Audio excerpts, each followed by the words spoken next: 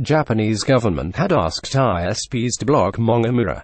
JST, the Mangamura pirated manga website became inaccessible after the Japanese government named it among 3 sites that should be blocked for providing pirated manga, digital magazines, and other copyrighted content. However, the Asahi Shimbun newspaper reported on the same day that the site did not shut down due to site blocking from an internet service provider. According to the newspaper's source from a service provider, Mangamura was voluntarily shut down by its administrators. Asahi Shimbun added that the separate server where the site's images were stored was also inaccessible. According to the paper's source, the action could not have been performed by anyone aside from the site's administrators. NHK also announced that its Today's Close-Up Gendai Plus news program will devote an episode to Mangamura on Wednesday at 10 p.m. JST. The next episode will focus on the site's administrators, which NHK claims can be traced back to America, Ukraine, and other countries throughout the world, and will also focus on how it earns money from advertising.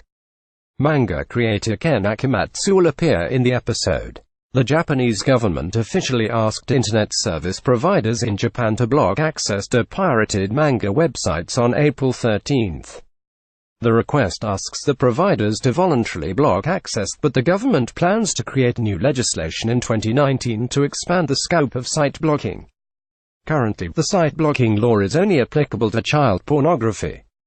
The government said at the time that it was targeting 3 sites, Mangamura, AniTube, and Myomio, adding that if it finds new websites, it will set up a consultation body made up of service providers and experts to decide on how to respond. The government also plans to submit a bill to the Diet aimed at restricting leech sites, which aggregate and provide links to other sites that host pirated content. The government had stated earlier this month that it planned to officially ask the providers to block the sites. According to the Mainichi Shimbun, the hit counts on the 3 pirated sites has increased since last August when the sites became more well-known. Sales of digital comics in Japan began to drop in the same month, after seeing a steady rise since 2012.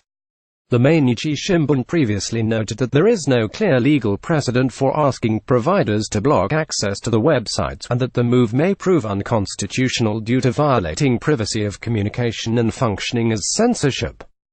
Article 21 of the Constitution of Japan states, freedom of assembly and association as well as speech, press, and all other forms of expression are guaranteed. No censorship shall be maintained, nor shall the secrecy of any means of communication be violated. The government plans to use the argument that pirated content harms publishers and content creators, and that the site blocking would be allowed under the Averting Present Danger article of Japan's Penal Code.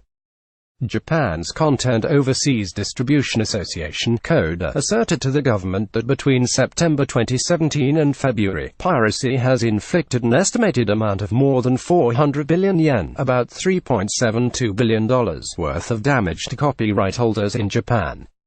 Sources: Asahi Shimbun, Big Globe News via Okamusha 108.